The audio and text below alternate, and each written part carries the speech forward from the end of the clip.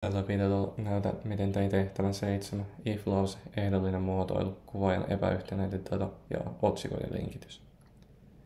Ensimmäiseksi kopioin palkkatiedot ja sen jälkeen laadin if-lauseen provisiosarakkeelle ja kopioin sen alemmille riveille.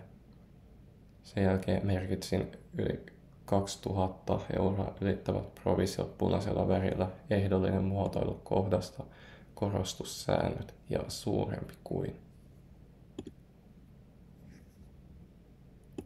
Sen jälkeen laskin kokonaispalkat ja laadin siitä kuvaajan valituilla soluilla lisää välilehdellä pylväs, kolmiulotteinen pylväs.